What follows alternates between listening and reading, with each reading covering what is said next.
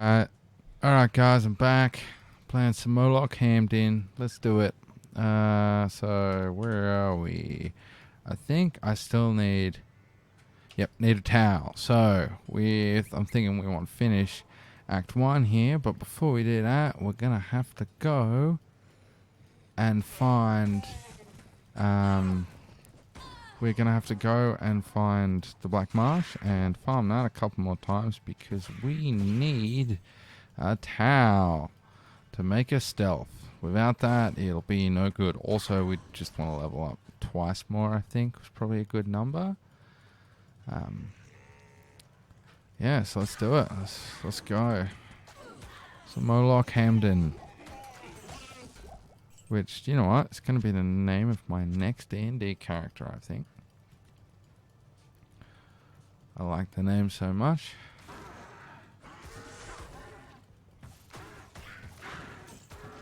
Hopefully the sooner we get a level 2, the better.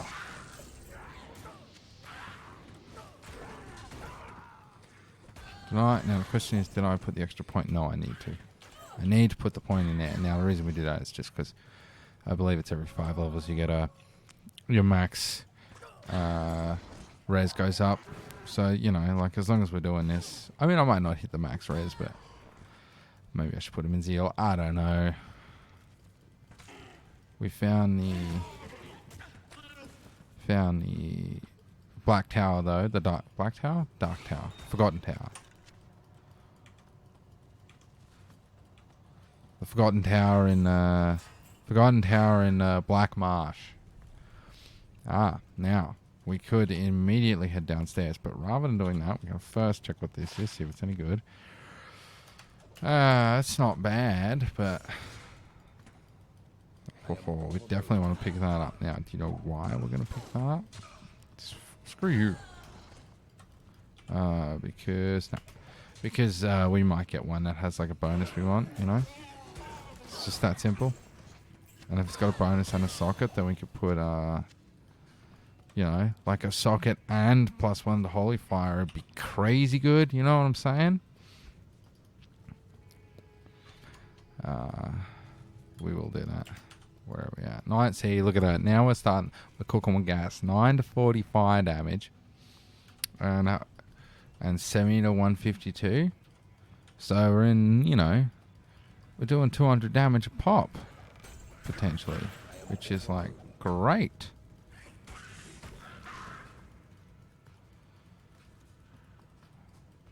We want to get the uniques as well. At least one. We want to get at least one unique in every tower, probably, I reckon.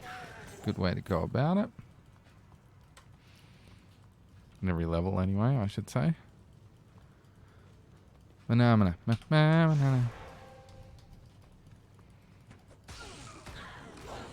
Yeah, I think when I'm done here, I might watch a Muppet movie tonight. Don't know which one. I just feel like watching one of some kind. And see Gonzo, dude. That dude's a fucking G.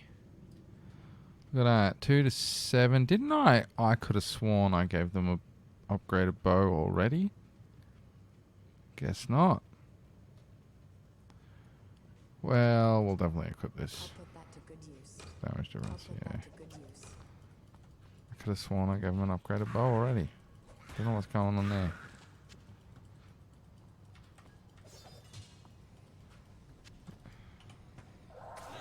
I mean, 2 sockets is not bad. 2 sockets is good, man. 2 sockets with some gems, you could up your damage pretty significantly with 2 sockets.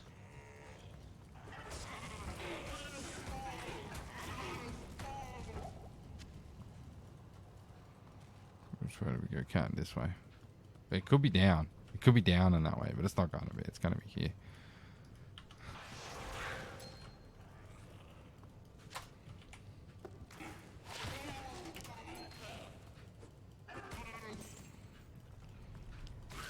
The thing I like about Holy Fire leveling in the early game is that it does damage that doesn't require you to hit an enemy, which it seems like, I mean, it takes a few levels before that starts doing anything, like any kind of meaningful amount of damage. But once you get there, it's really useful because attack rating obviously is a big downfall of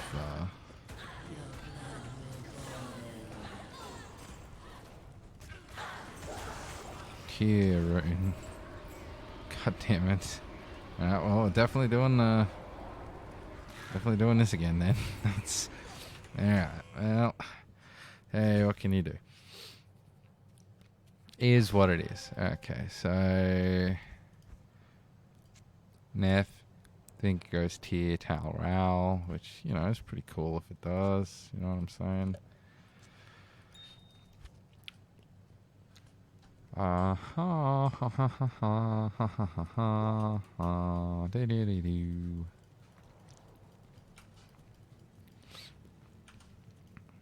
To the Black Marsh we go.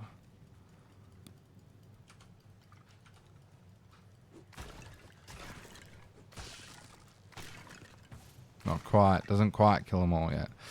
Ooh, a river map. That could be bad. That could mean it's pretty far away. That's only really an issue, though, if you're speed running. I mean, I wish I could speed run. I've been playing this for long enough to know that I'm not capable of doing that. I watch people like Mr. Llama do it, and it's awesome to watch, but I know I can't. And you might think, well, what do you mean? That's not a can-do attitude. And I mean, there are habits I have that I can't break. You know? Like, when I play a game like this, there are just things I do that cause me to slow up, you know? Not to mention hoard stuff, which is always bad. Like, I just can't let go. I'm like, what if I need the thing? I'm never like, oh, I'll just find another one, or I'll just live without it. It all comes because I sold the fucking Herald of Zakaroom once. And I didn't, not before I knew what it was worth. And I made a big mistake. And now I'm like, I will keep every item in case the meta changes. That's what I'll do. Every item. Anyway, it's dumb. So let's head deep down into the pain. Surrender. Slow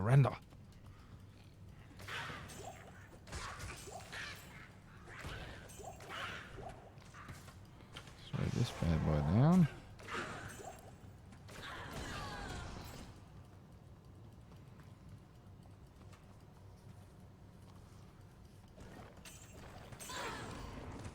Ooh, could get lucky with money on that.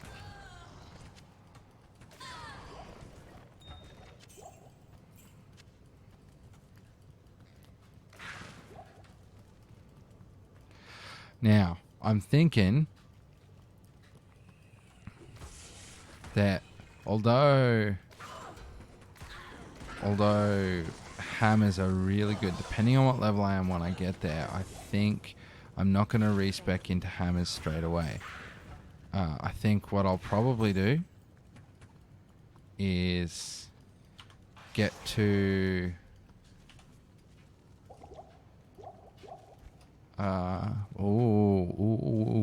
that'll be worth money. Probably what I'll do is get all the way through the Maggot Lair and the Claw Viper Temple and all of those kinds of things first, because they are pretty rough, and if I can do damage with stuff with fire in those areas, I will. Because it's probably just going to work out to be easier and faster. And the rate I'm going, there's a good chance I'll be, I mean, it's not 100%, but there's a chance I'll be able to respec by then. And if I am, it's pretty simple that it's just a pain as a Hamdin. Now, it's alright. Anything can be hard on Hell.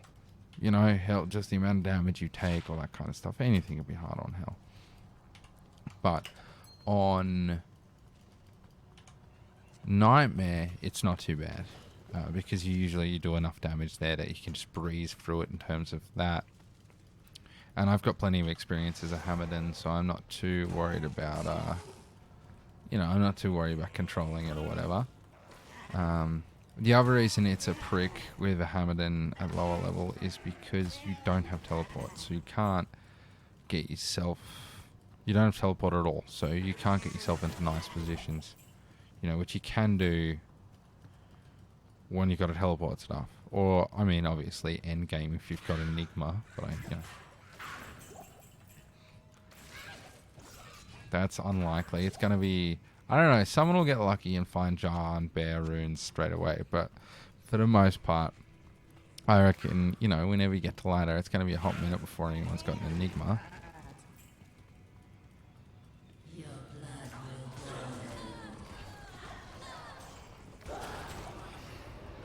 If, and what's that infernal? That's going to be the same cap that I've got, right?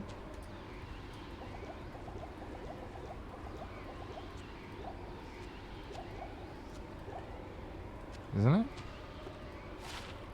Yep. All res 10, 20% damage goes to mana, so we'll just go ahead.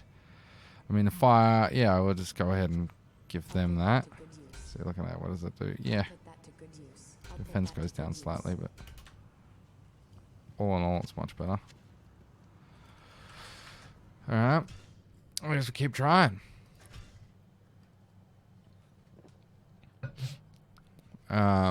You know, there's not much we can do until we get a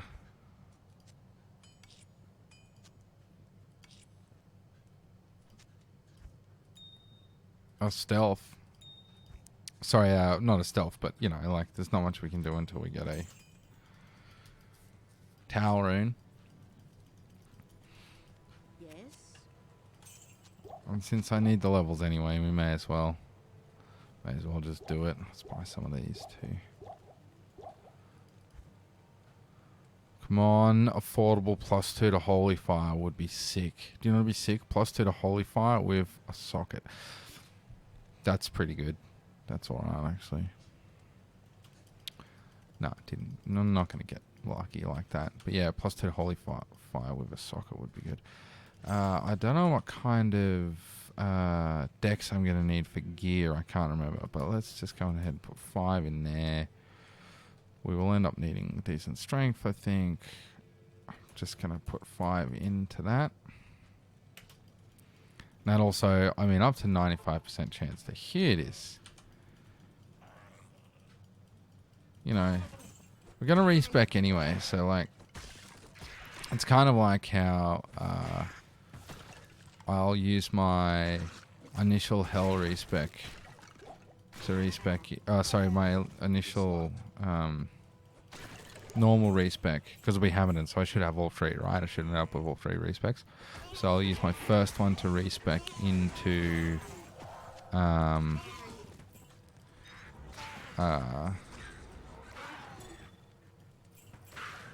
help me out here, into Hamdin, and then I might do things like put points in energy and stuff like that, and then I'll use my subsequent respec to respec into a proper Hamdin maybe.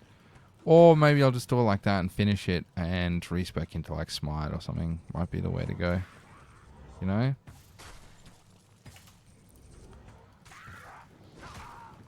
Okay. So, we could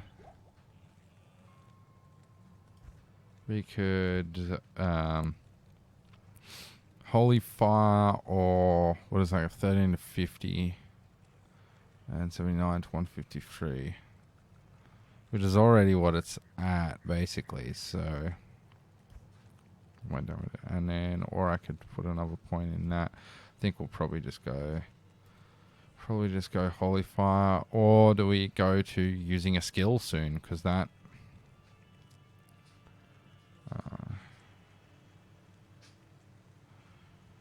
I think for now we'll just keep doing this. I am overburdened. You know, these are the forts you have, because, you know, if you don't have forts like these, what you do is you just kind of go whatever, and then I could stack gold. I should be stacking gold find. That's what I should be doing.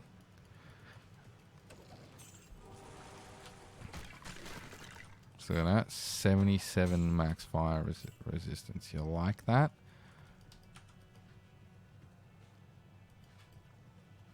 +2 to my max. I mean, what can I say? So it must be every 3 levels? Every 2 levels in Holy Fire gives you +1 to your max. I don't know. I'm winging it here. I don't remember. Do you know what I might do, actually? Is I might go hammer and level this and then make a... Oh, I was going to say make a Tesladin or a Holy Fire Paladin, but doesn't that require... That'll require Jewel Dragon or Jewel Dream, right? No, not Jewel Dream. Jewel Dragon or Jewel Infinity. And if I remember correctly, they've got some quite high-level runes in them. And so the problem with any build like that requires high-level runes... I mean, maybe I'll respec there eventually. But a Holy Fire Paladin at that level doesn't work without Dragon, right? Because isn't the point that you're stacking... you know, if you go Tesla, then you are stacking it with Infinity, right? So, to drop res. And if you go... Holy Fire, you're stacking it with Dragon to give you the super high, because they stack together to give you a higher level Holy Fire, don't they? So, two dragons giving you level 15. I guess this is probably better than that.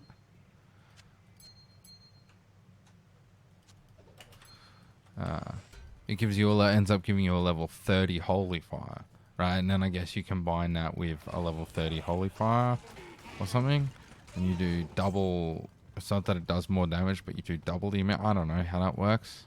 Or do you have Conviction Aura on then to reduce their immunity? Right, so you have the level 30 Holy Fire, and then you have Conviction for... I don't know. It's been a while since I've looked into it. But it seems like a cool build to run. And I'm one of those people that wants to run every viable build at least once. I'm probably going to do a level of Bone Necro to do... I've been playing this game for over 10 years and I've never run a Summon Paladin, a Summon Necro. I've never got there. So, probably what I'll do is also... I just need to get one to a high enough level where I can viably respec into...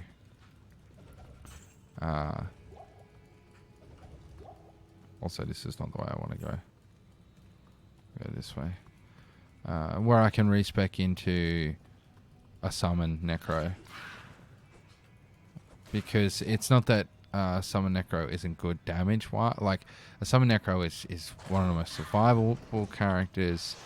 It's a S tier class, and it's pretty easy to make work. You find lots of stuff that gives plus to summons, or at least I always have. Dude, is that my third Infernal Cranium or whatever it is? Is that what that is? Yeah, that might be my third Infernal Cranium. What the fuck? You know what? Let's go back to town and sell it. I can't believe I found 3 of them. Why do I keep finding Infernal Craniums? We find out back for sure. Hey, there we go.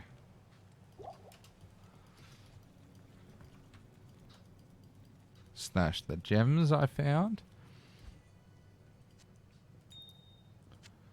Fucking Infernal Craniums, dude.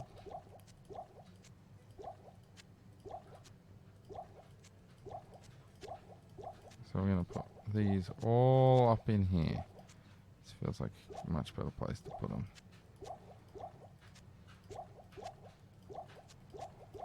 Okay. Alright, so Molock Hamdin, let us continue.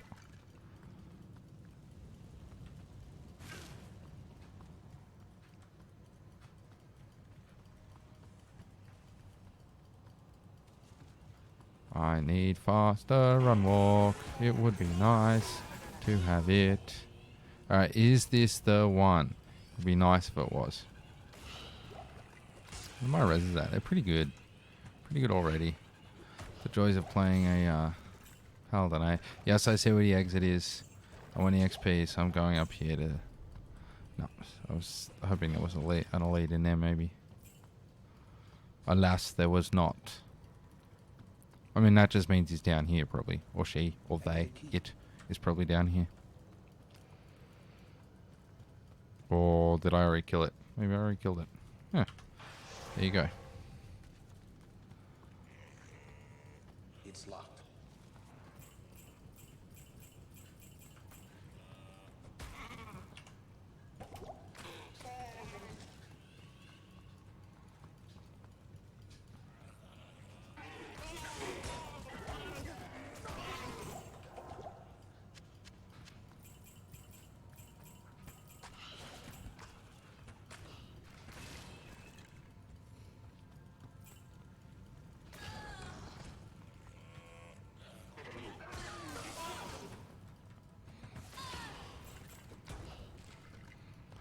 Okay, is this the one? Is it the one?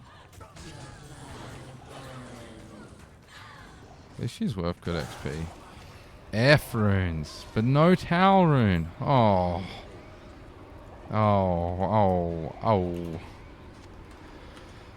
Why did I do that? I'm just gonna save and exit because I gotta keep going until I get a towel rune. Keep going till I get a towel rune. God, all the F runes.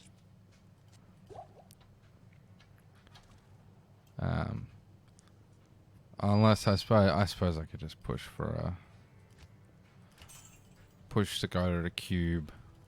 I could push for the cube and then make one, but why would I do that when the Countess is normally so giving?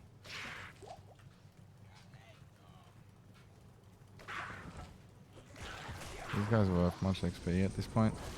Not a lot. Fuck all. To be exact. Fuck all.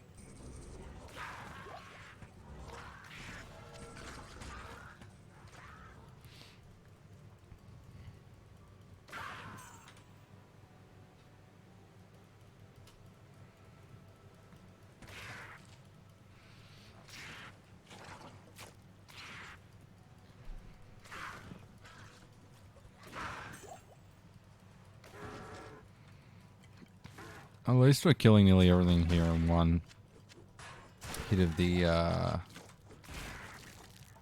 holy fire now, which is nice. Probably go resist fire on the next one.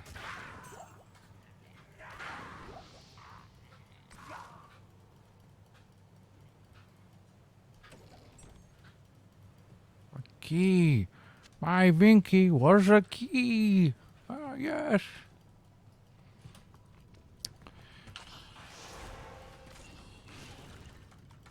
That is a horrifically racist depiction of the Dutch people in that movie.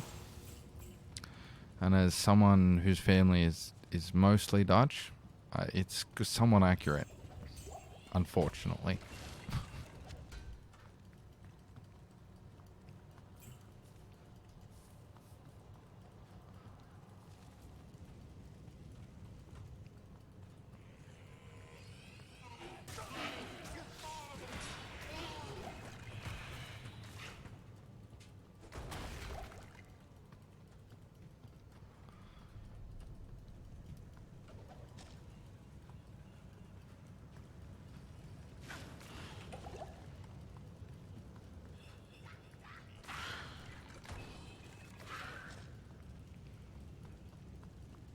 There's the elite, or the champion rather.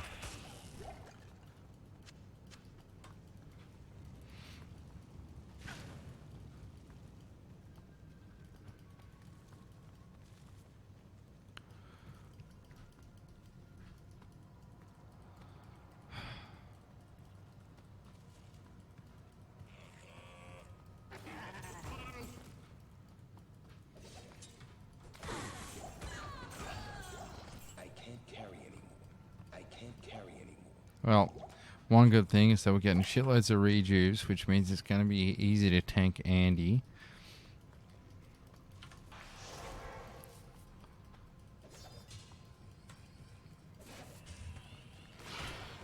I, at this rate, am going to have stealth worn before I even fight Andy. Like, let's go like this for a second.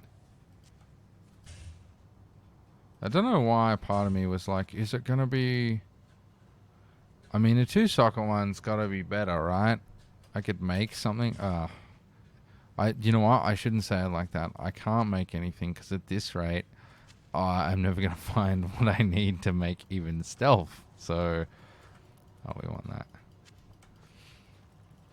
So I shouldn't start planning ahead like that. I shouldn't go, well, I could use this and I could maybe make a, I could make a Splendor or a Rhyme shield with that. That's like, I'll find another shield to do it up with.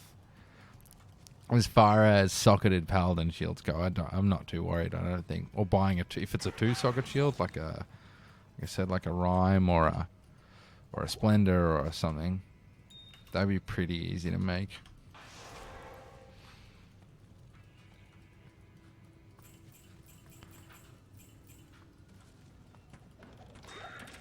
Dude, I'm liking getting all these chipped gems, but it's nice. We want them too because they will allow us to level runes and re-roll jewelry and all that kind of stuff.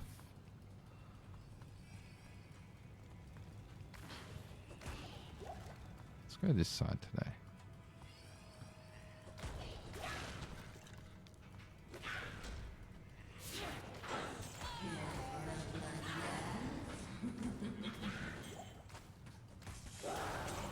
An L rune? My god.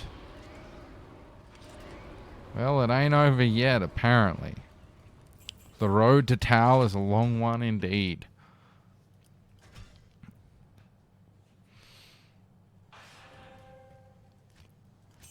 Next up, Brown Talk.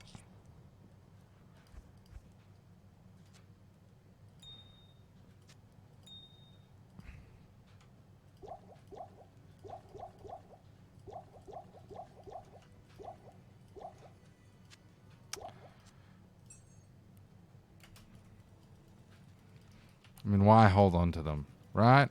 Why? Why would I? I'm going to be way richer.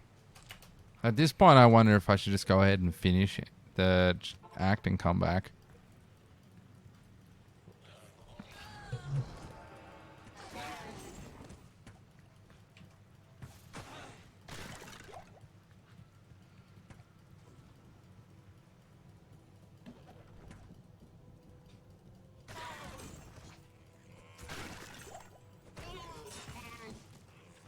Ah, here's what we're talking about.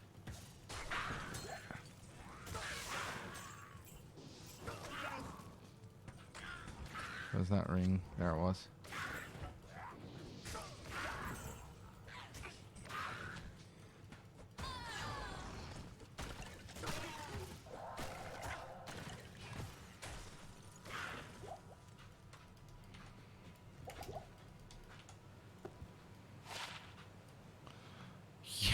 Yeah, we want that. That's so good. I guess the 15 to attack rating one. Unless that... Yeah, that doesn't... Yeah, we'll go 15 to attack rating.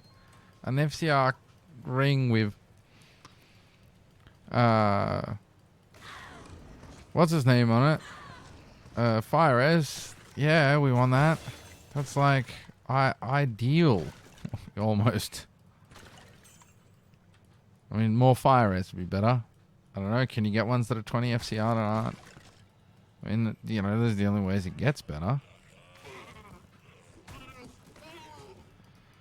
Okay, let's go.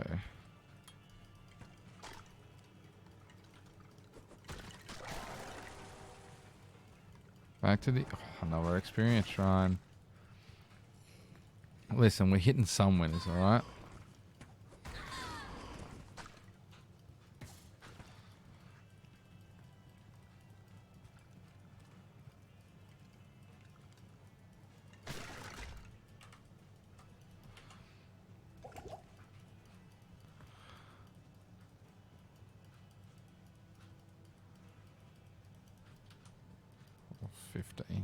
My God.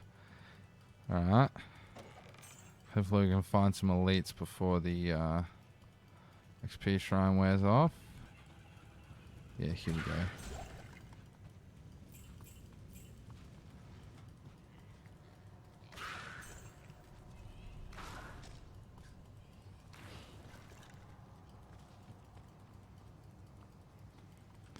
You know, some people don't like the passive gameplay of like an effective level holy fire, but you know, for this kind of stuff, it's fantastic.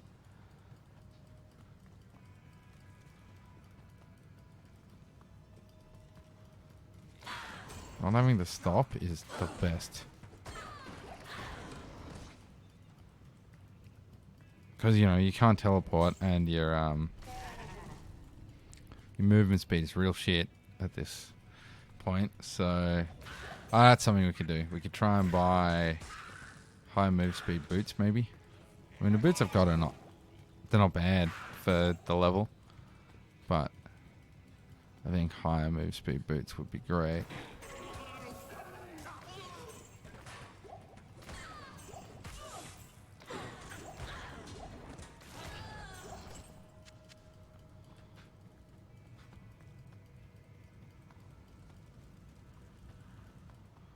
This way we want to go. No. Yes. Yes? Yeah. See? I had to second guess myself because the angle of approach was different to normal.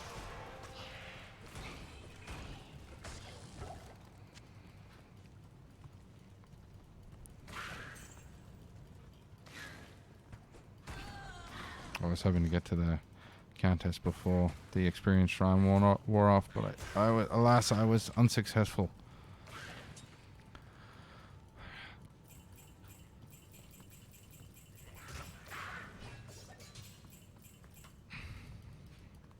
I remember when I wasn't any good at this game. I don't profess to be good at it now necessarily, but when I was terrible at it, when I was brand new to it and didn't know how any of the mechanics worked. Because like a lot of people, this was my first game like this, you know, so I had to get used to the way all the game mechanics worked. And man, I would like hang out and over level and do all sorts of stuff that I didn't need to do. I mean, I still like to hang out and over level where it's easier to level, but I think it more depends on the class I'm playing. As like a barbarian or something, I'll still level like crazy. There we go. All right.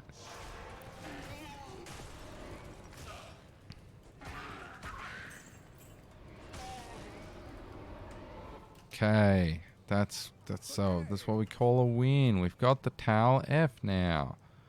Right, so let's slash a few more of them. Put that in there. And look, I now have, that would be the whole lot. Yeah?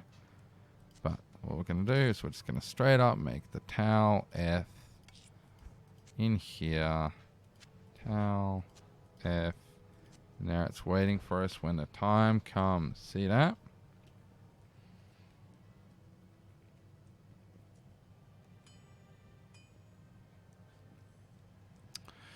Okay. So we'll be back in 2 levels to equip it. What do you see? These boots aren't bad. They're pretty good, actually. I mean, ish. Pretty good-ish. But you know what would be better? Faster run walk. It's what we call a primo stat, you know? Yeah, well. Was asking a bit much, apparently.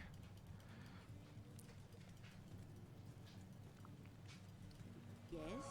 But since the D2 gods never answered a call. Okay.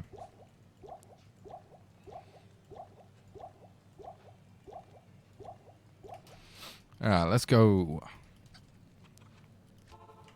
Okay.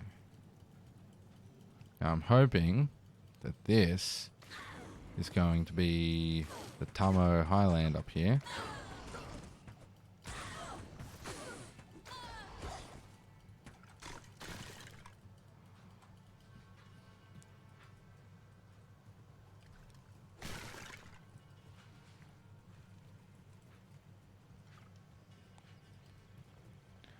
Sweet. It's not the Dark Woods, which is what we were worried about. Well, not worried, but I didn't want it to be the Dark Woods. That's all I'm saying.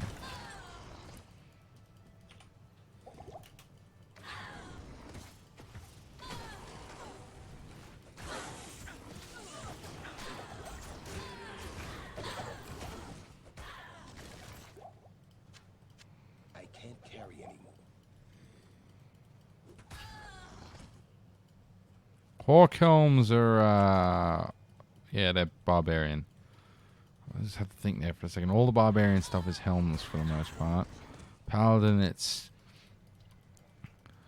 oh, I suppose they all get amulets and stuff. And charms. They all get amulets and charms. Aha! Right, well, we're probably over-leveled for this area. If you can, if there is such a thing in this game. Plus when the holy fire on there helps.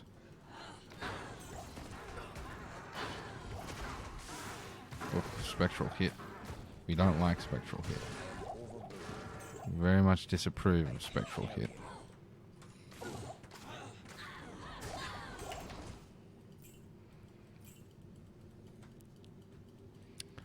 Now I do remember I used to. There was a way to tell which way it was going to be based on where in the courtyard it is.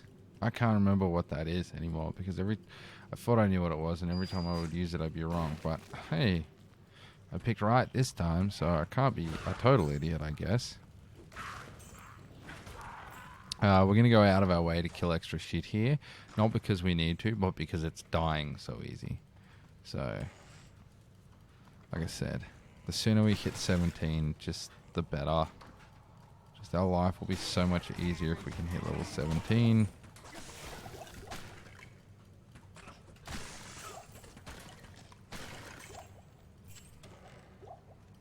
I can't carry anymore. Give me that small charm, son. Is it something good? Maximum stamina.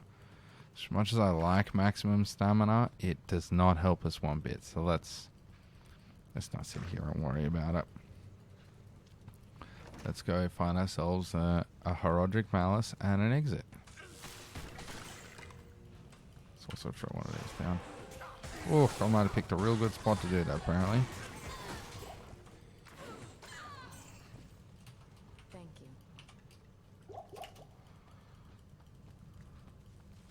She's a lost cause, she's a real lost cause.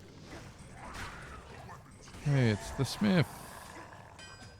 It's the Herodic Malice. This will help the sisters turn the tide against evil. The Herodrim P. Malagard.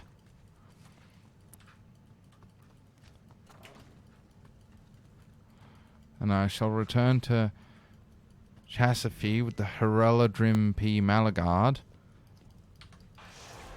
Fuck me. Go through the door and stay through the door, you dingus. Warrior to die.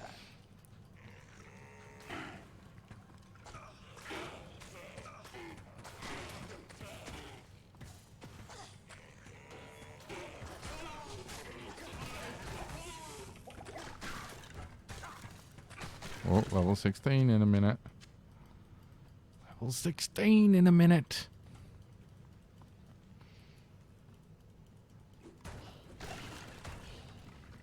So close. I can nearly taste it.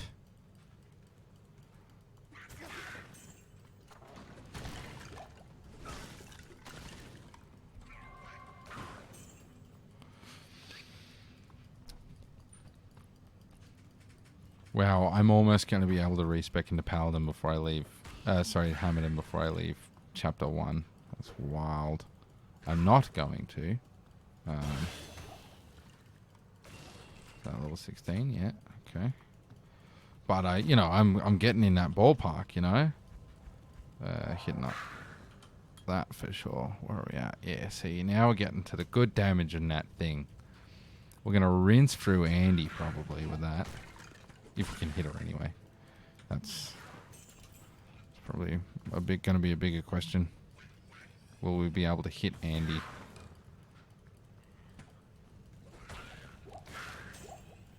Almost as big as the where's the exit to the level question. Hopefully we find it soon.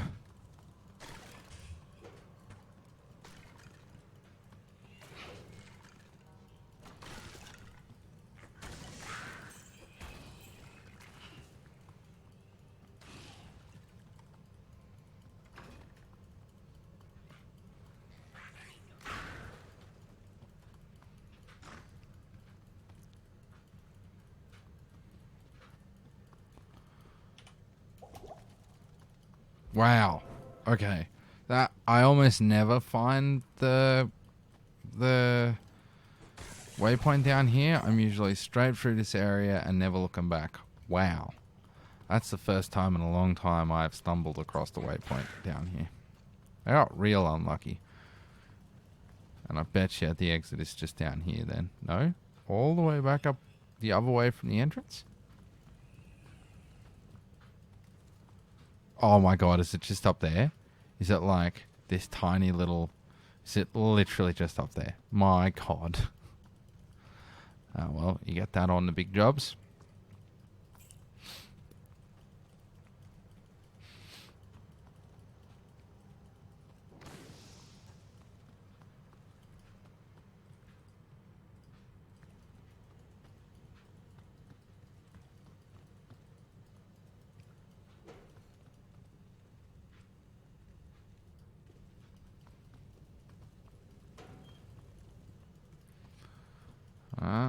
Throw one of these down.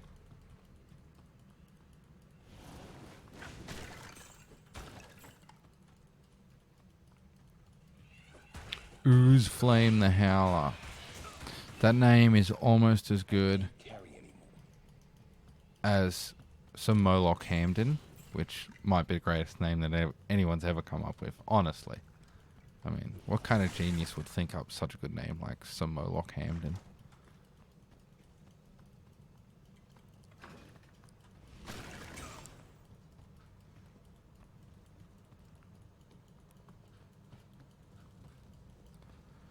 Hey, we got to level 3 pretty quick. That's nice. And I think for this one, we just more or less got to go straight down, right? Isn't that how the third level works normally?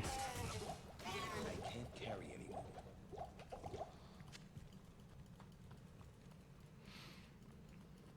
Watch me be so wrong about this now. No, you always go right, dickhead.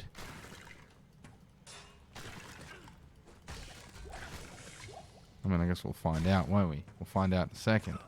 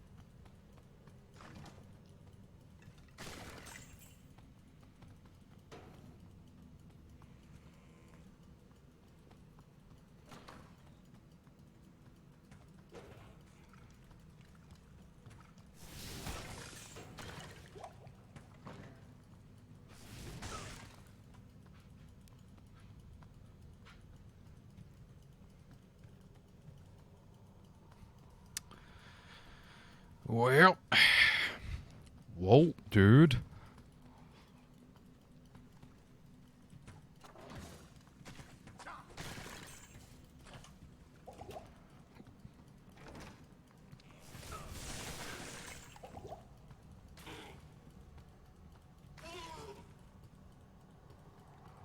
That was a ridiculous noise that Moon Clan member made. Wait, Blood Clan, Moon Clan. The Blood Clan in here?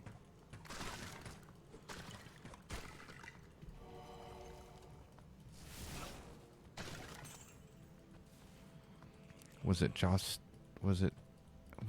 to the right? Am I making all the wrong choices today? Okay. If it's down here, I'm going to be annoyed. Even more annoyed. No. It was right. It was right here. For Christ's sake. Right, what level are we? 16. And we got like no XP from that too. It's... Oh. Okay. Let's go turn in that mouse. Ugh. I don't hold mouse soon enough. No. Boots. Speed. Boots of speed. Speed boots. Good evening. I keep hoping for speed boots. And I don't get them.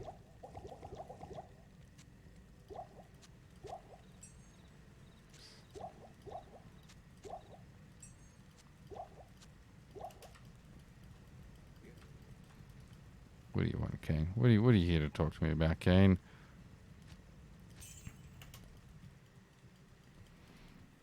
Right, in a cloister, onward we march.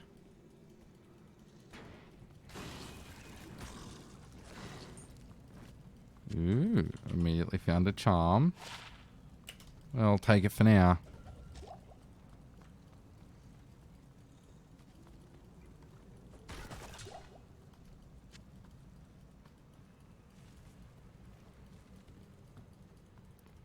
There is great evil here. I suppose, do we think it's worth getting the level 2 waypoint at this level? I mean, you can farm Andy. There's nothing, you know, you farm her on all levels. Nothing wrong with that.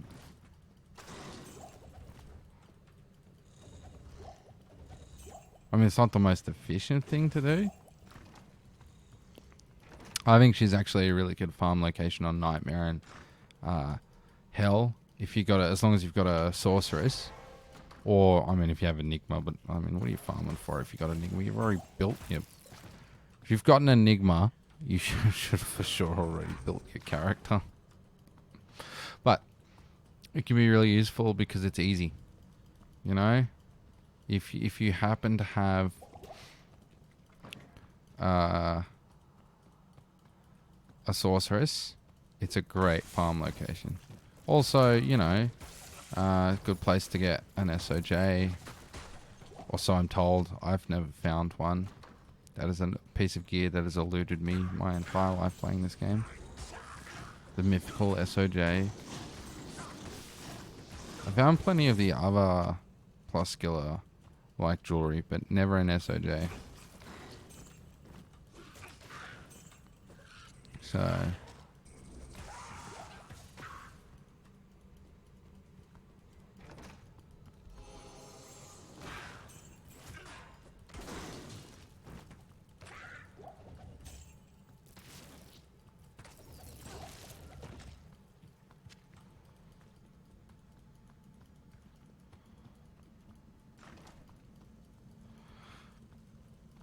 I will get it. I think I should. I think there are certain waypoints that you should always get on every difficulty just in case. The other thing that should be noted about this now is that for leveling on Hell and Nightmare, you now have the added option of something what they call Chaos Zones or whatever. I've suddenly forgotten what they're called. But the thing that happens after you complete the game. So getting waypoints is probably more useful because you can do some whatever difficulty farming and stuff that you otherwise probably wouldn't do. Oh, let's go like this. All of those there. Yes? We'll just go. Greetings.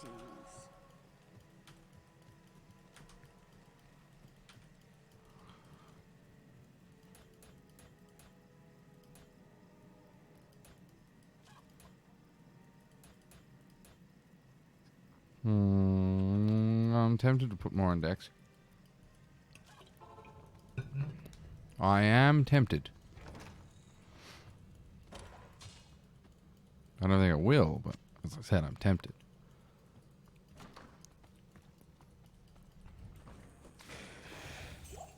I mean, if I need more in dex so I can hit stuff, then I'm going to have to put more in dex. Right now, we're still at around about 90%. I think we're pretty sweet in that regard.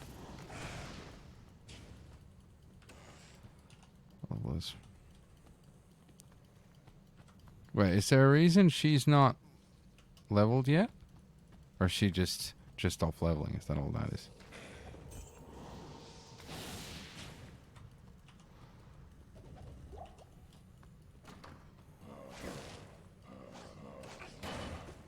Hey, there we go. She leveled. What does she have to be to use that? Level 30.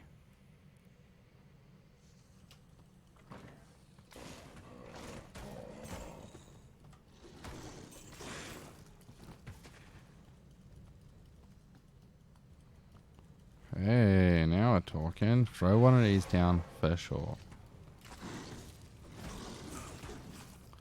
And what we're hoping for here is that I waltz on into this room and all this shit dies in one hit, but is worth more XP than the last lot. Probably a big ask, but we're gonna ask for it anyway.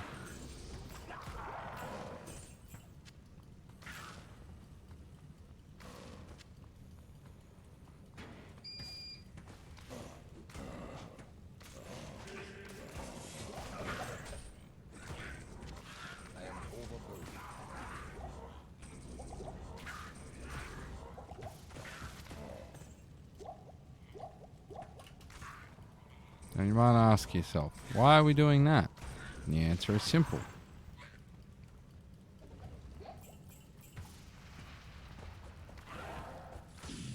We can tank and oh, she died so quick. Oh my god. Wow. Okay. That was ridiculous how fast she died. Okay. Right, so there's some stuff we need to pick up here. There's actually a lot of stuff we need to pick up here. That and that. I kind of want to pick up that wolf head. Wait, is this worth anything? Well, +1 to Raven. I don't know what's going to be worth the most. This is going to be worth the most. You know, that's a given.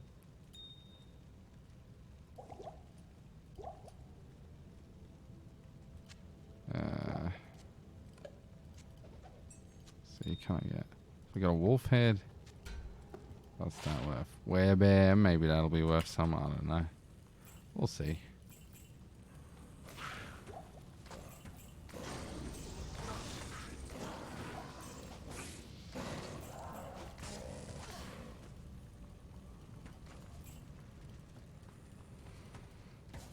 That is.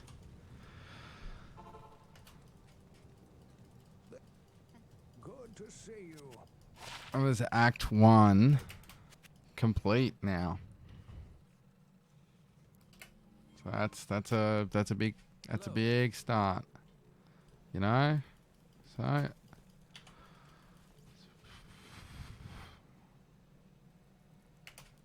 that's some money I'll get out of doing that. Now the question is, do we hire the new follower? Do we do that? We probably should hire the new one. Just because he'll make life easier. You know, I want to stick with the rogue, but they die too quickly. You know? And that can stay in. We'll get that out. We'll use both of those on the new one.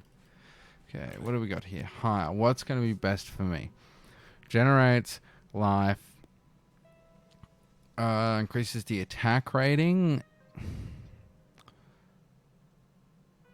That'll be good till I swap to Thingo and just increases defense.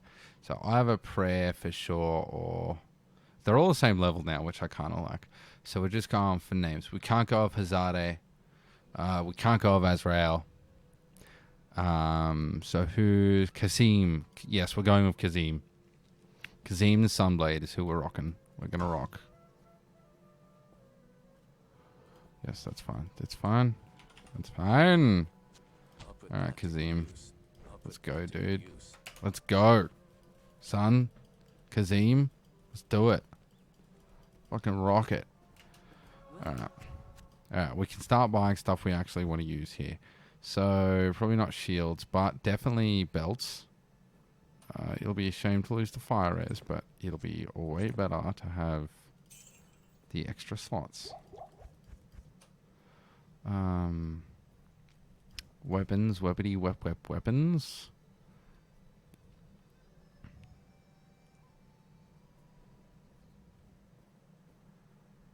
We'll 100% go with that for now, I think. I think he can wield it right. Oh, really? Really? Really? Alright, we'll hold on to it. And then eventually I'll probably give him socket and stuff, but we'll just do this for now. Giving him anything will make him so much more effective, which is why we do it. So we'll just keep that in our inventory for now. We will also put this over here.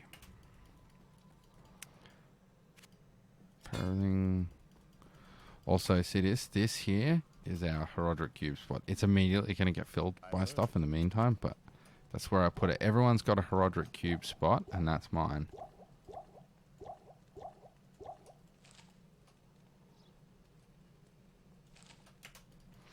Alright, let's go kill Radamant. Because then we'll get a level, which will give us stealth, and then we'll get an extra skill point, which will just give us more, you know, holy fire or whatever damage, which will be good.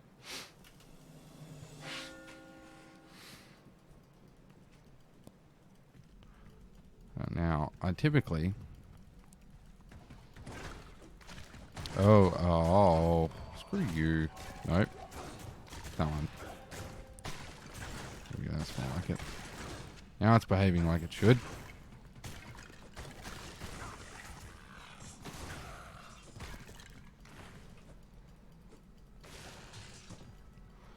Now, I often have a lot of luck. I doubt I'll get it today, but I often have a lot of luck just slipping up here and finding the exit. Yeah. But I did find stuff I want to kill, which is nice. It's doing a lot of damage. Probably because there's a lot of it, I'd imagine. Will they give me a level? Not quite.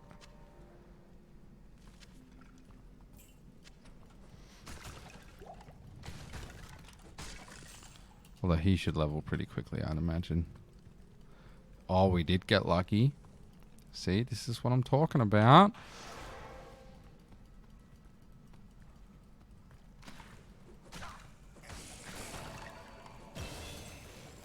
Okay. We ain't playing anymore. We ain't playing. Oh, it's a beautiful thing. Go like this for now because we're going to sell this bit of gear right here. Oops. Let's also sell that, and then let's hit up the repair again. Got a stealth, which is really good, and let's just quickly see if there's anything for Homeboy to wear.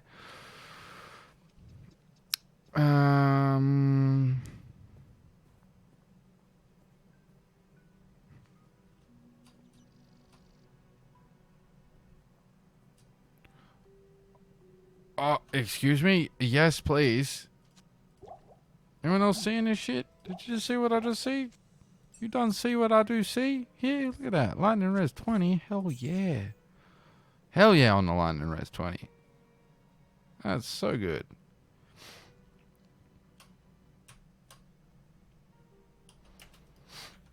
Dude, look at my Lightning Res. 41 Lightning Res, 41 Fire Res, 47 Poison Res. Damn shit, son. Alright, no, we can move to Seal soon, but we're not going to. We're just going to keep doing Holy Fire. You see that? See that shit? 20 lightning res? Fuck yeah. Do you know what would probably be... I mean, there are lots of things that'd be good. The Infernal Cranium's not actually too bad. But a Thesaurus or a Siggins... Siggins boots would be good, because that's 40 cold res, right, on the boots. So, Siggins boots would be ace. especially for Act 5. I mean, obviously Sanders or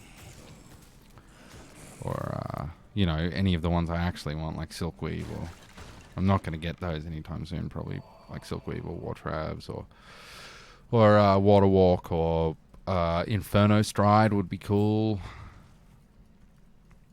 I never find any of those. It's lame.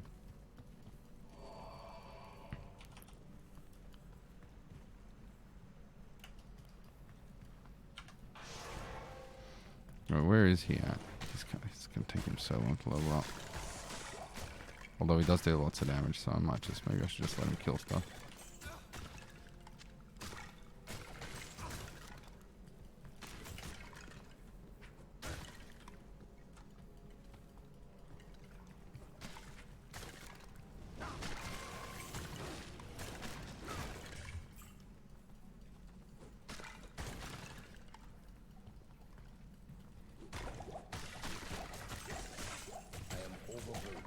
I am overburdened.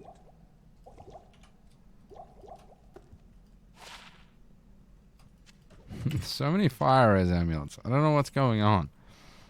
I just keep getting them. Does that have something to do with having holy fire equipped or some shit?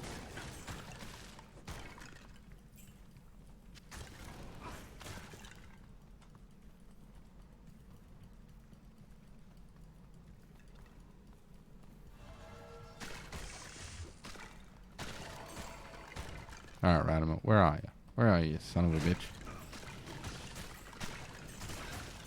I know you're in here somewhere, hiding from me.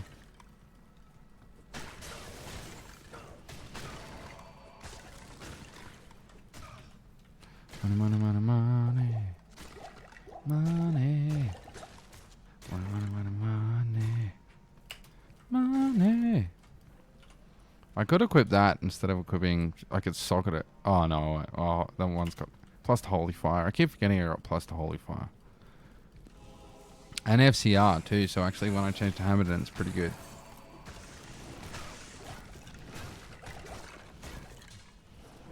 As in, it's not something I will get rid of unless I got something better FCR-wise.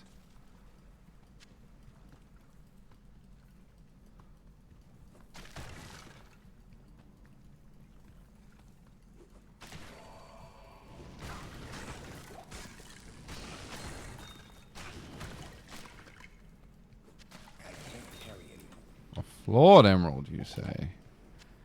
Yes, I will take it. I will carry the burden. Yes, we want 14 extra magic, 40% magic fine, for sure. And I think that, how much does that increase my damage by? Just one. It is just one.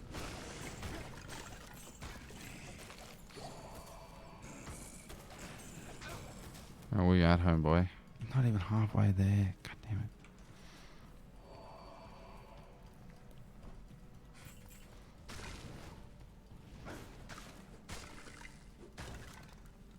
I'm gonna have to get out there and kill some bugs.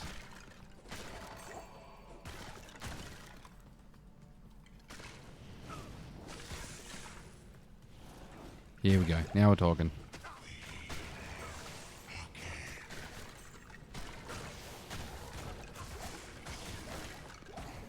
Well, extra fast only matters if he doesn't run anywhere. Oh, okay. So now we get to... yeah, so I wanted the leech was the one of the leech one, but the thing about the leech one is it's worth nothing compared to... So, wait. First things first. Take that. Second thing is we'll sell this. We need to be able to pick up the scroll. Oops, we need to be able to pick up the scroll in this one. Then we'll come back for that Volge. Because the one of the leech is good and all, but being able to, you know, I could just sock both skulls, you know, potentially. Good evening.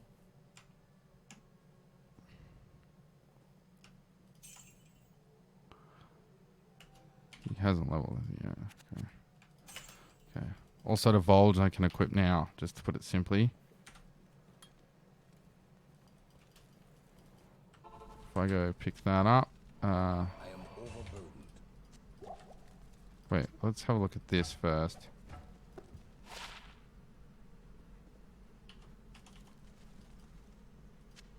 I'll put that to good use.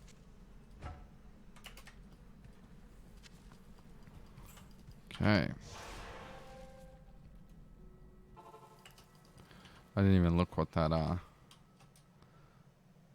to maximum. Oh, look at the damage though. I'll put that to good use. I'll put that Alright, to we'll good leave use. that for now because we could also make a malice with this.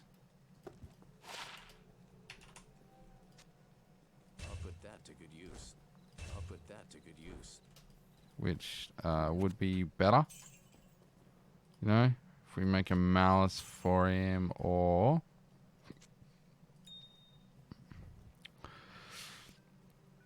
20 poison damage will immediately put it in the same damage bracket. I don't think it's enough though. And what are they? 2% lifestyle impede. So 2 of those and whatever should give him some serious survivability, but if we can get some bigger gems, if I combine those into the next level up, that might be better. Because we want to get bang for the buck, you know what I'm saying? So let's repair. Okay, out into the wild we go.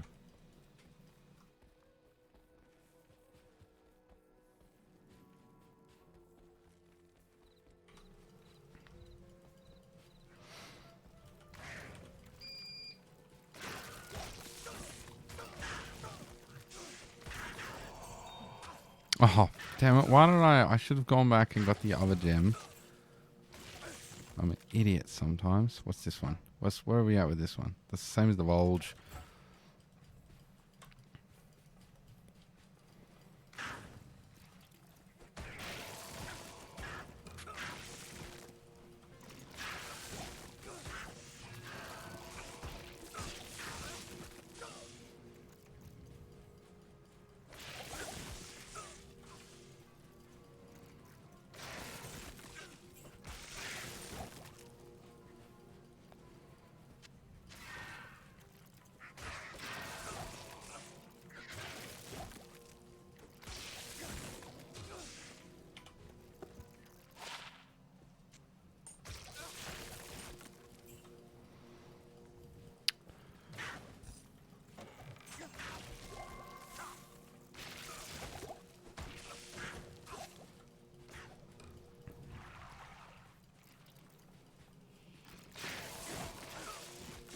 A little higher mob density on the bugs would be good. Just like triple the number of bugs might be nice.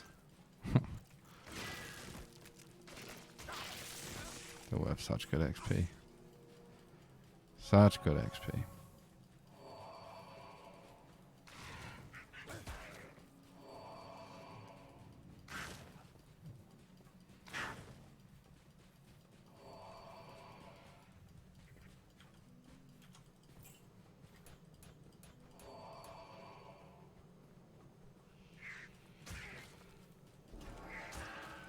Oh, I would definitely want to find some now.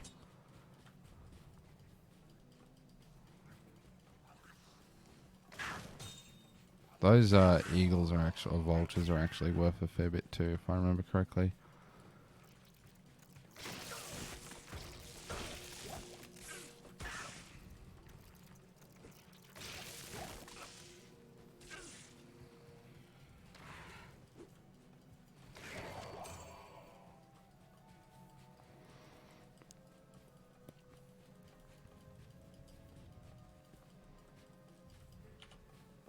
Oh, damn it, I'm out of stamina pots. Hey, now we're talking the dry hills.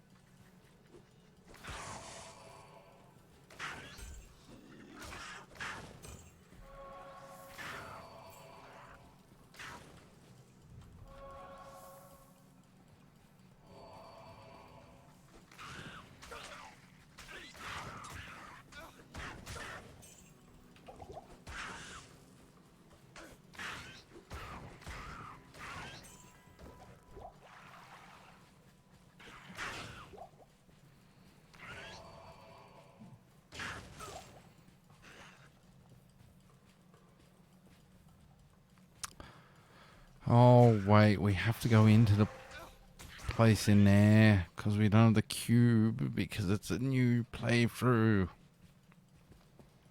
Oh. I gotta go in there because it's time to get the cube. Gotta get that cube.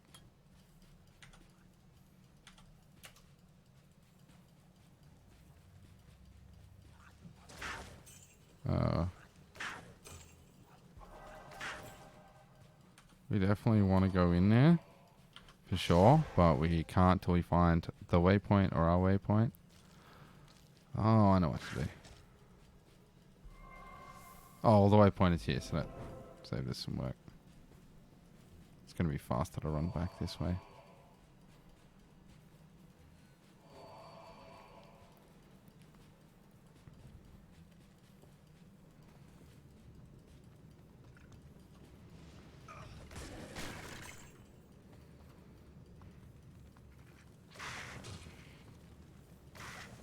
Ooh, runes. We like runes. Runes are our friend. Did I see a stamina potion there by any chance? Or was that my imagination? It was my imagination. I was getting hopeful. Well, I guess we'll just keep delving deeper without it.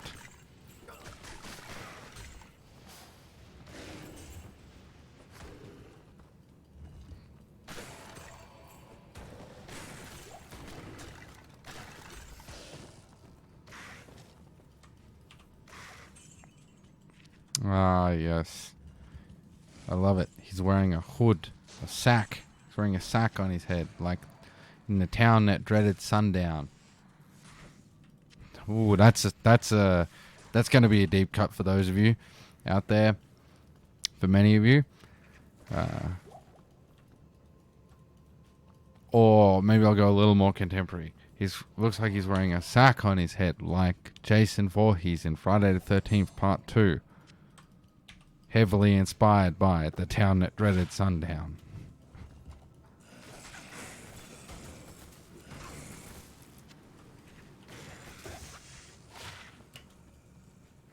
Friday the 13th Part 2 was an alright one. I think the best parts, I mean, Jason X is Jason X rocks. A lot of people don't like it, but I gotta say, Jason X rocks. The worst part is also my favorite part, which is Part 8, because it's dumb, which is why I like it. Jason Takes Manhattan. Ridiculous.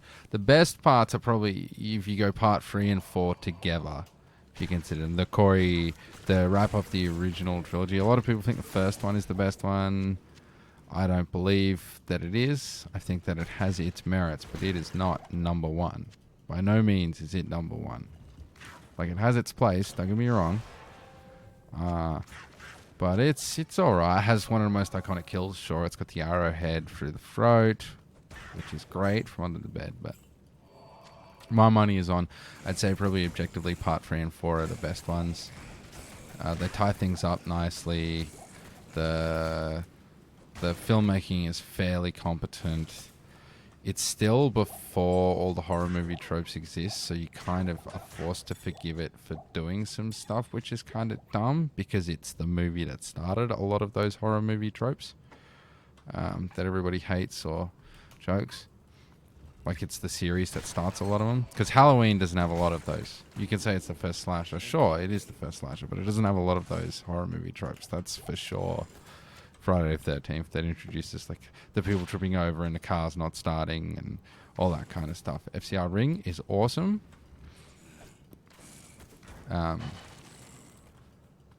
So, yeah, and obviously Corey Feldman, that's the Corey Feldman part, the Tommy Jarvis, whatever. And then Part 6 is really good, where they bring back Tommy Jarvis. Part 5 is also good. A lot of people didn't like it because it, spoiler, it doesn't have Jason in it. It's a copycat killer, but that's what made it work. They tried to do something different, and it was cool. And still canonically set in the same world as the rest of them. And actually, it's interesting to me because it makes a valid point, which is that you're going to have copycat killers. We see them in real life. But more importantly, people are going to blame stuff on Jason. If you have this mythical dude that's come in and out of the woods and people have been disappearing for years, and all these stories, and you've had to close this campground, and you keep having these massive killing sprees, you're going to, after a while, start to blame that on this guy over and over again. Someone is going to be like, well, what about Jason? Was it Jason? Did Jason Voorhees do it? Did the spirit of Jason's mom come back? Or whatever. And it makes it way more interesting to me. Yes, an element of it is like, well, I wish it was Jason, but they gave you that in every other movie, so my God. Just enjoy it being different. And it was a good spot to do it, because they did the final chapter at part 4, you know. Friday the 13th part 4, the final chapter. They had it, you know. So now was time. Now is time to do it. And then they did it, and it didn't work very well, and they went back to having Jason in the movies, which is not a bad thing, because then we got part 6, which is great, Return of Tommy Jarvis. That's also where he becomes a zombie. So a lot of people like it for that. Then you get part 7, which has a weird storyline with the girl with the psychic powers, but the coolest looking Jason in the entire franchise is there. But maybe the remake, I feel like the remake does a really good job visually. I think there are a lot of things that I don't like about it versus the originals, but it does a really good job visually, nailing it. Then there is, of course, part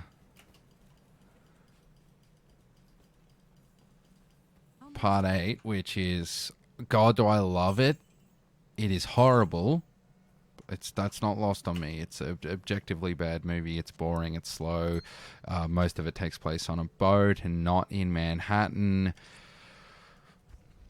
But I love it anyway. I love what little we get. There's such stupid stuff in it. I gotta, you know.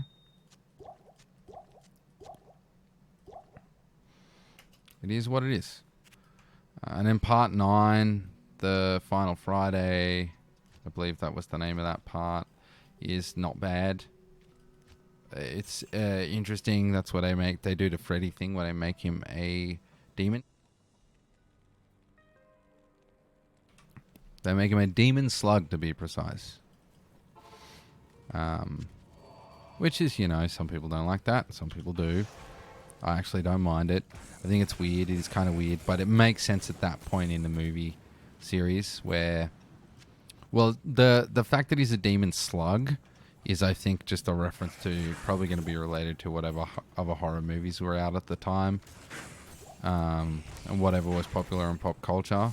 Because they're probably trying to keep it relevant. But the fact that he's like a demon that can possess people is not...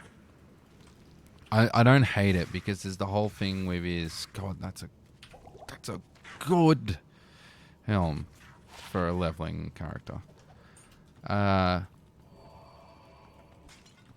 You know, I don't begrudge it, because there's the stuff with his hut, and, you know, there's all sorts of things, and it is also the one that planted a seed for Freddy vs. Jason. So it's, you know, there are aspects of it which are not bad. And then there are some not so great aspects of it, you know, but if you like hokey bad movies, it's really hard to sit here and be like, well, why do you like that one? So I think...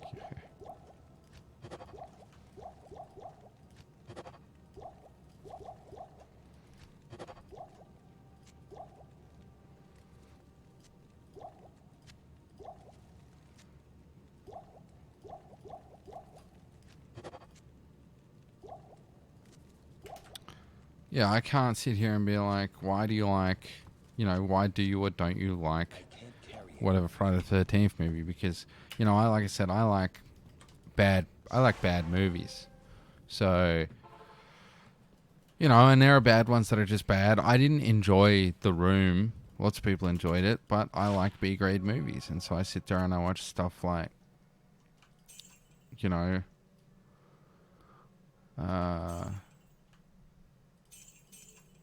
that, and I like it, and that's probably because I'm a fan of that kind of B-grade movie, and of the character, and of the world and whatnot.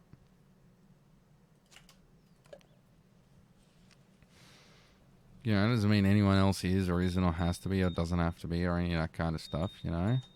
It's just...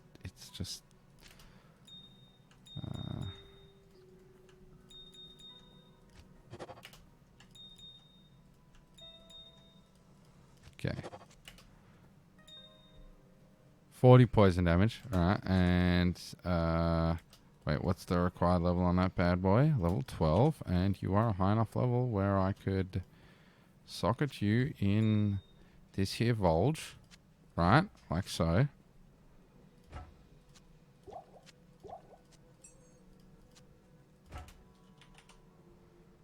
Put that over here, and suddenly you're doing more damage. Woo! And then if we look here, could socket that in there to give you more damage, and I like how I combined it to a high level skull and doesn't increase the life stolen per hit, which is kind of lame. We could do 9% enhanced damage. We could put this in there to give you just a little bit of life steal because it's not much, but fuck it. You know, it's better than nothing. Required level on it. There's no required level. I'll put that to good use. So let's do that. Stash this.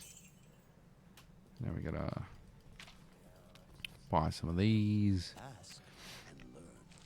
Anyway, part 9. The slug bit is the weird bit. It's not them making him a demon that possesses people. It would have been better if it didn't turn them into Jason. Is kind of like a bit broken, and they all seem to have the hockey mask. What would be better is if it just kept them normally as them and maybe gave them superhuman strength, and his actual body was like summoned at some point, or maybe I don't know. Oops, no, I don't want to go here. I don't know. You know, like I don't profess to be a writer. So there's lots of things they could do, lots of things they didn't do, wouldn't do, shouldn't do, haven't done. So, you know, here's what it is. Jason X, I love. It's stupid, but that's why it's fun. It's fun. That's the word for Jason X. People that go into these movies looking for good movies are dumb. Right? They're as dumb as the thing they're saying is dumb. So I love Jason X. It's such a ridiculous concept. It's Jason X in space. It's Jason in space. It's not pretending to be anything else. It has a really cool intro where they capture him and realize he won't die, so they keep him alive. I loved that. You know, there are lots of things about it that I think are really cool. Then you get Freddy vs. Jason, which is amazing. You know, and then a remake, which is a pretty good movie, pretty good horror movie. You know, it lives on the gore, is newer, is shinier, you know, has more horsepower.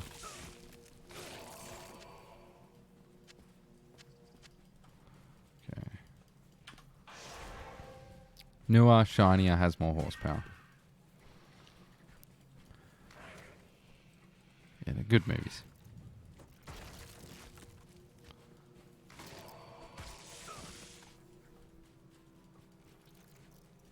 You know, it's like watching something like The Video Dead. It's or Dead and Breakfast, or you know, Graveyard Alive, A Zombie Nurse in Love. Like, you can't go into them expecting an actual good movie. It's not Evil Dead. Yeah, and that's not to say that they're bad movies. They're definitely some of the best, but they're definitely a product of the time. They're definitely low budget. It's like, you have to go into them with something like Jason X as an example. The same kind of attitude you go into a Triple X movie. Like, the third Triple X movie is amazing. It's so stupid and ridiculous. It makes no sense. The motivation behind everything is absurd. What happens in the movie is absurd. But that's fine because it does a really good job of setting you up for what you're in for. The movie opens with him skiing down a tropical hill, so there's no snow. He's skiing on dirt in the jungle, down a hill, away from police, with a time limit so that he can steal cable from the military, or the police or whatever, so that the locals can watch a soccer game. On a boat. So, I say, stop worrying about... That's a movie where you don't have to worry. It's not grounded in any kind of reality. It's just like, hey, this is a dumb, schlocky action movie. It's Point Break, you know? And that's why I think people let 80s action movies get away with stuff that modern ones can't, is because they're not trying to be realistic. Or they are, but the idea of what's realistic was very different. You know? I'll be back in a sec.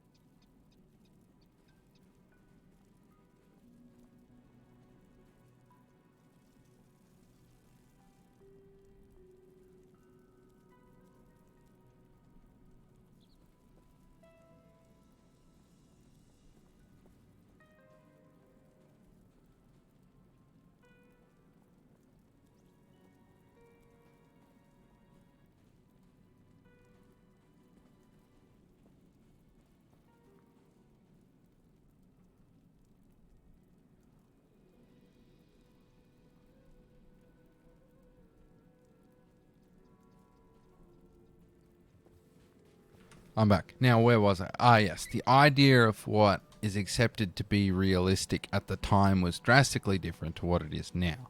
So, when you watch something like that, you have to... it's all about having your suspension of disbelief set up correctly.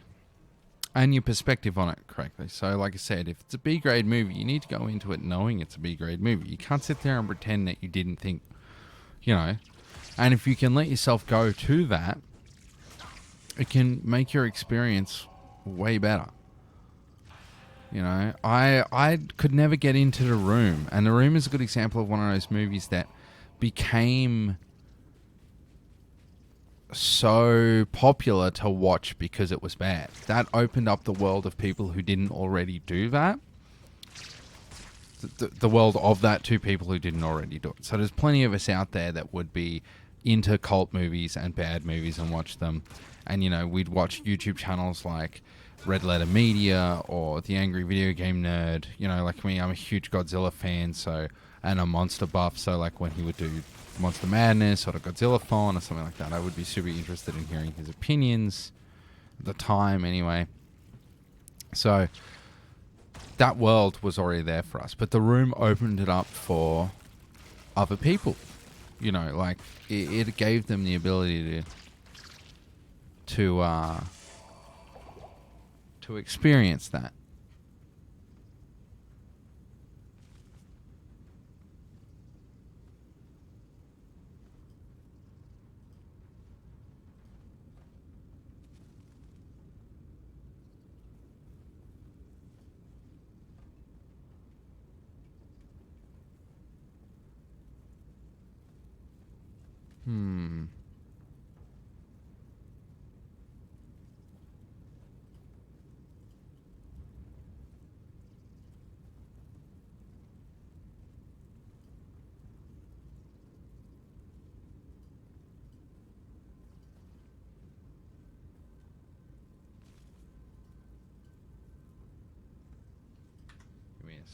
Give me a second here. Yeah, so you gotta, you have to go into it with the,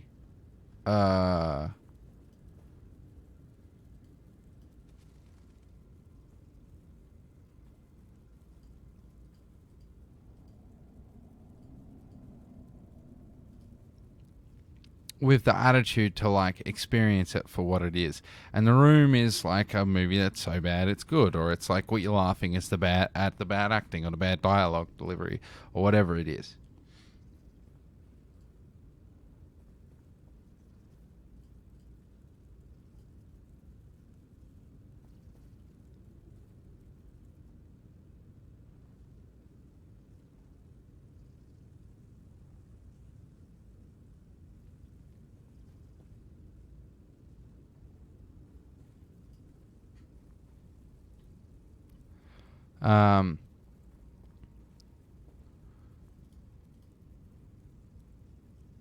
Sorry, I need to do something and something's changed. There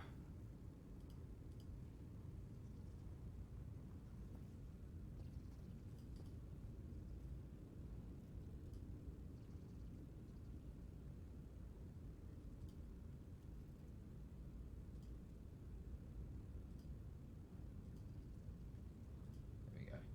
Sorry. Had to remember how to do something.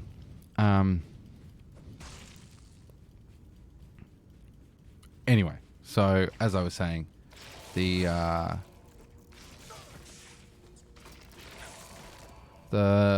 movie opened it up to the world, to the world, basically, to enjoy stuff like that. And then people would do things like be like, it's the worst movie ever made. And then I would sit down and watch something like The Room when I did watch it, and it's not that bad. Like, it's bad, but I've seen worse movies just on TV. Like, just regular TV afternoon playing, you know? Like, Lifetime movies, or just movies on in the afternoon. And then there's the idea of, like, the aspect of, like, you know, Troll 2. Like, Troll 2 is... I've seen way worse movies. I mentioned one already. Anyone who's seen The Video Dead knows that it is a far worse movie than Troll 2.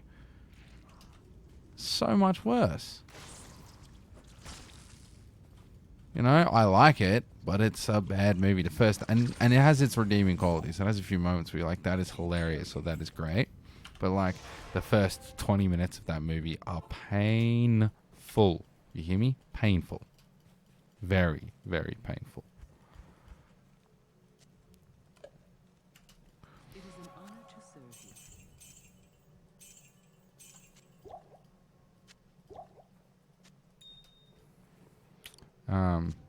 You know, and so Troll 2 ends up not even being that bad. It's got some bad moments, but there are, you know, far worse. Let's talk about a movie that's objectively, I mean, I guess it's alright, but a movie that's loved the world over. That really is a cult movie. Let's talk about, like, Bad Taste. Bad Taste is a movie that I guarantee you, if you're not down to clown with that kind of movie, you are gonna have a hard time watching it. It is full on. It's got bad low budget gore, bad acting. It's from New Zealand, so for someone like me, that's not too bad. I'm Australian, like, I can handle the accents, but I feel like a lot of people have trouble taking it seriously, or, like, getting used to it. You're not supposed to take it seriously. The plot is ridiculous. It makes no sense too. It's like disjointed and, like, disconnected in a weird way, but it's a great movie. But objectively, on paper, it's far worse than A Room, or far worse than Troll 2. You know, maybe it is more confident in Troll 2. I don't know. But it's definitely interesting to see what the world will label as the worst movie ever made, without any context, I guess, is the way I would put it. There are some absolute shockers out there. The phrase shit sandwich. 2 words. Shit sandwich.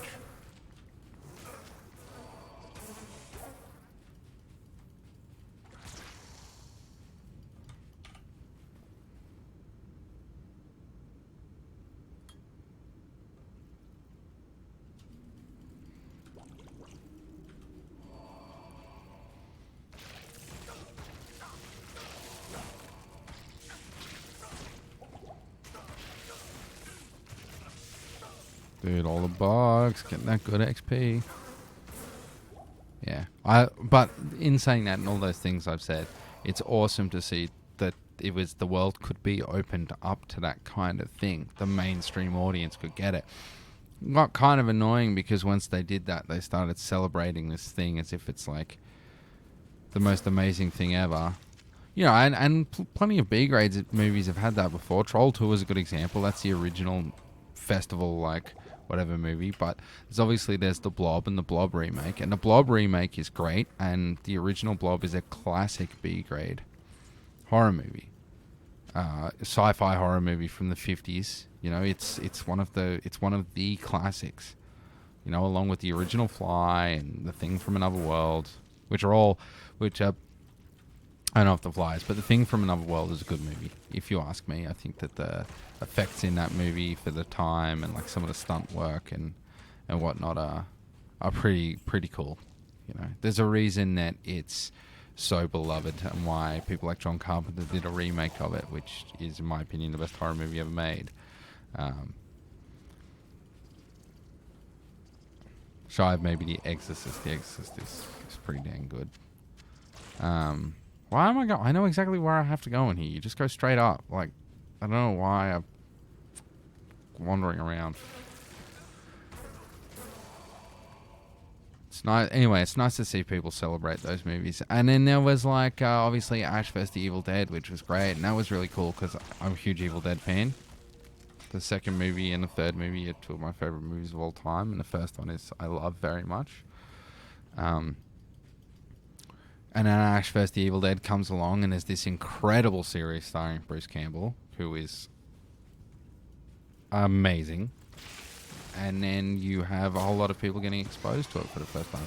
And enough people liking it that it did 3 seasons. So it wasn't just, it can't have just been the cult fans watching it at that point.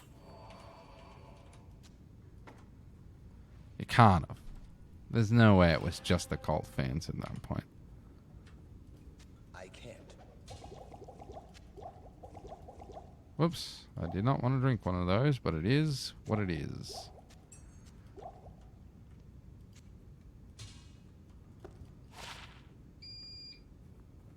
Let's see. Can I outpace the holy fire damage? Probably much of muchness, but the holy fire gives me guaranteed to hit, so we'll stick with it.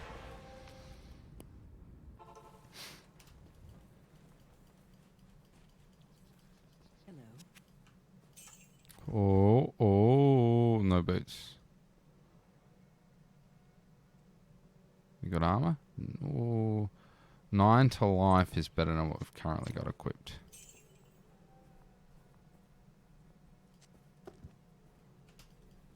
Yeah, whatever.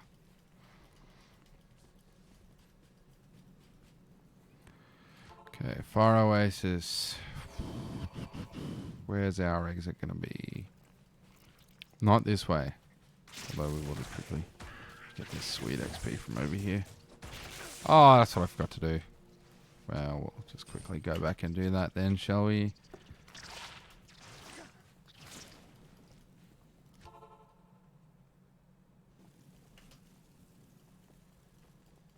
Blessings to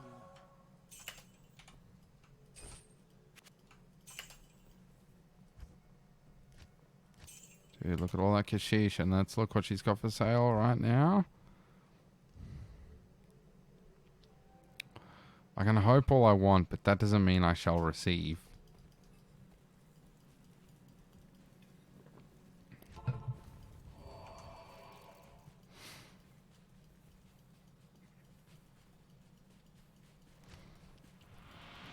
Yeah, horror movies are rad. B movies are rad. Yeah, we'll circle back around. I was talking about suspension of disbelief and getting in the right head, you know, the right mindset for a movie. I was talking about Triple X, and I was talking about the third one, right? And the third one knows exactly what it is, what it's trying to be, and it doesn't want to fool you into being anything else. Now, a movie series that used to do that was Fast and Furious. Now, I happen to love the first Fast and the Furious movie. I think it's the best one in the series. It speaks to me as a car fan and someone who's into car culture. And also, although I was pretty young at the time, that's the same time period. I didn't see it in the movies. I saw it on TV, I believe. Or maybe my older brother hired it from a video store. And yes, I'm talking on VHS in case anyone was wondering. I'm not super old, but I'm old enough that I still experienced that. So also I'm the youngest, so that helps. So basically, you know, it's a movie about car culture. It has some unrealistic stuff in it for sure, but it also has plenty. It's a relatively grounded world. The most ridiculous stuff is still not that ridiculous. It's just like, oh, the nitrous doesn't work the way it would in real life. Or, ooh, gleam scythe. That looks like a gleam scythe to me. Check out that later. Oh, maybe we'll check it now in case it does crazy amounts of damage. Let's see what the damage difference is, shall we?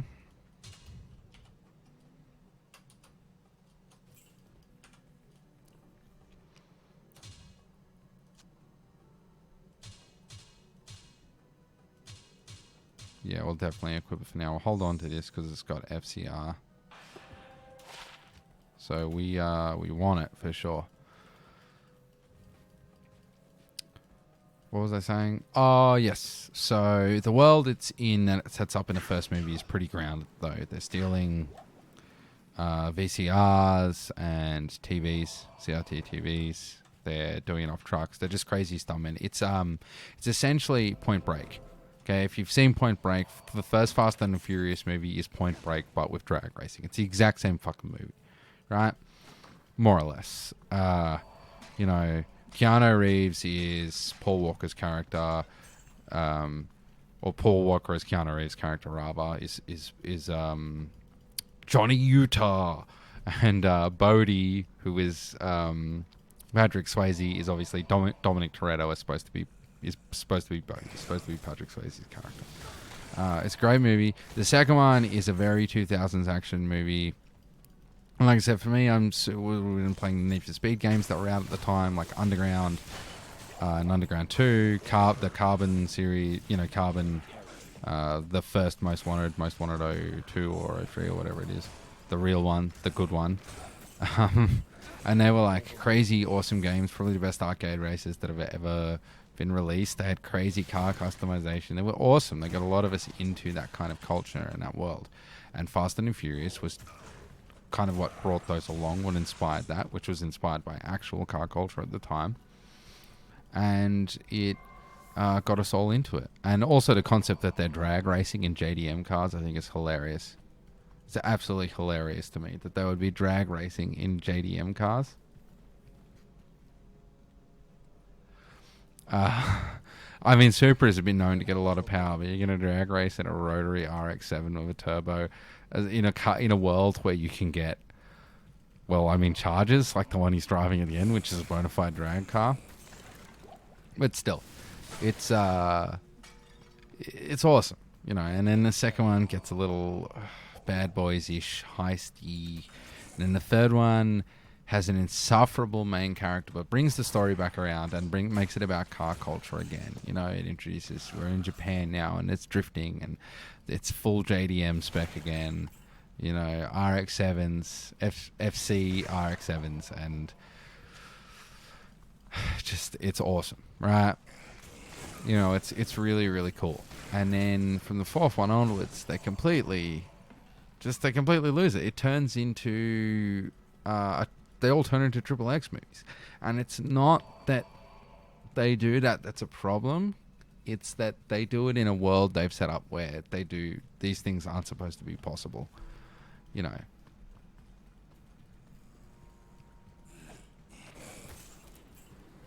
Why did I go into the ancient tunnels? I just realized I went into the ancient tunnels. Habit, I guess. Habit from playing a sorceress. I just did it on autopilot. Fuck me. I'm trying to get to the Claw Viper Temple and I keep fucking sidetracking myself. Too busy ranting about Fast and the Furious. Anyway, so yeah, it's like they're good. They're alright movies. I'm not that into them. The fourth one, not great. And the fifth one is the first one with the rock, right? So that's the one where they drag the vault. So the fifth one is it's alright, I guess.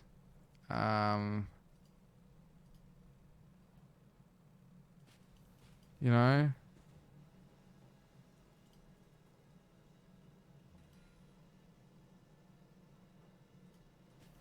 The fifth one is alright, I suppose. The sixth one, is that the one, first one of Jason Statham? I think that's the one of Jason Statham where they're driving the cars that flip other cars, which awesome, by the way, like cool as shit. And a lot of those effects are still done practically, and there are lots of things I respect about them, but it just is too not in it for me anymore. It's too out there. I have trouble accepting what it is, whereas something like Triple X just sets me up straight away for the kind of movie I'm in. And I miss the movies about car culture that they used to be. I miss the characters they used to be. It's too much. And to anybody who likes them, I say more power to you. That's not anything about that. But it's definitely something I wish that a lot of movie franchises would think about. Like Bond, that's a good example. Like, the new ones get really ridiculous, but you are in the same way that something like a Mission Impossible is anyway. But you kind of sign yourself up for it when you watch them. When you watch a Roger Moore Bond movie, when you watch a Sean Connery Bond movie, you expect everyone to be knocked out in one punch by a hairy-chested man. That's what you expect. Okay? He always wins. He always gets the girl. He's suave. He's tough. He's James fucking Bond. And he's not just James Bond. He's Sean fucking Connery. He's Zarbon, damn it. Although he's not Zarbon, but he is in the Zarbon movie. That's the name of the movie, isn't it? Or am I getting the name of Zarbon mixed up with the character Zar? Something like that. It can't be Zarbon, because Zarbon is from Dragon Ball Z. Zarbon and Dodoria.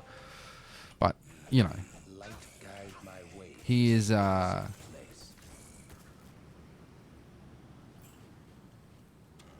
you know,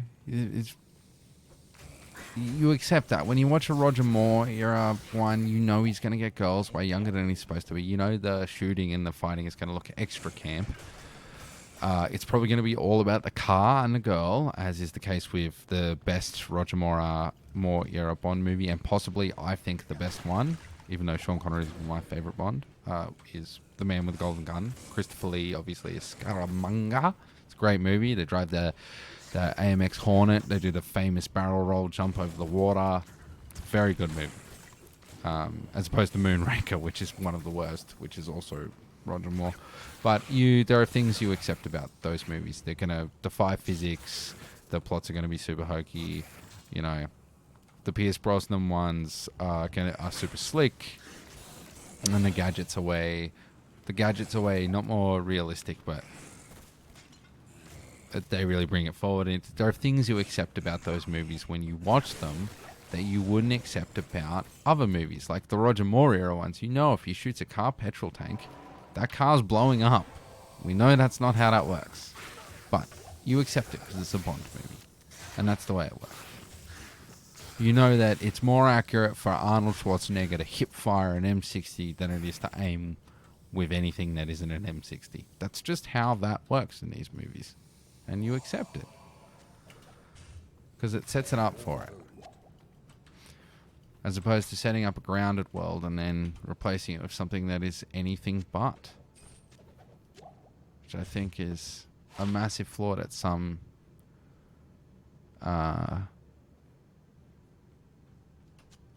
movies franchise have a tendency to make. Now, it doesn't, for the most part, it's not going to make or break the movie, you know? Like, it's nothing like that. It's not going to ruin it for everyone. You know, I can still watch them. I just have a bit of trouble getting into what's happening. And that's all there is to it. Anyway, that was a long-winded... I mean, I'm just talking to myself anyway, so what does it fucking matter? How may I help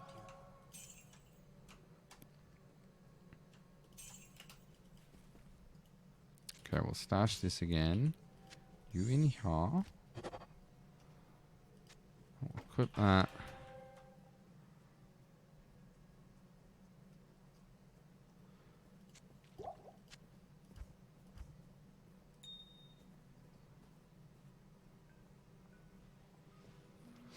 Now, the question is, of course, when is it time to upgrade? I don't think yet. I'm going to say I don't think it's time to upgrade yet. Or, sorry, to respec.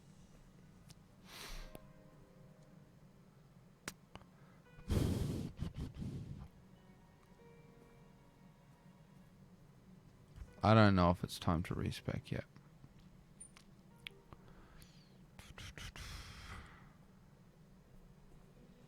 And that's a pretty big jump in damage, right?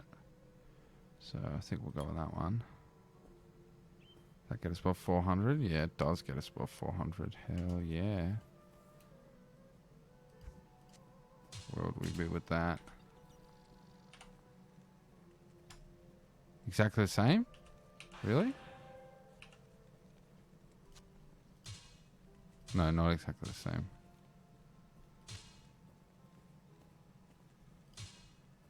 Is that really only slightly more at this point?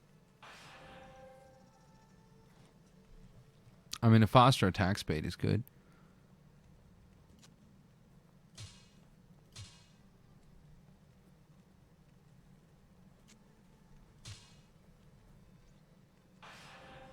What that's telling me is there is no point in using Gleam Scythe.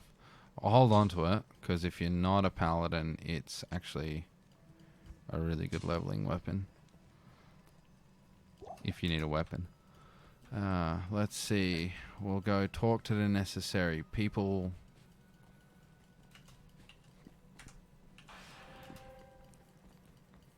And get it opened up, and I think it might be a good time to call it.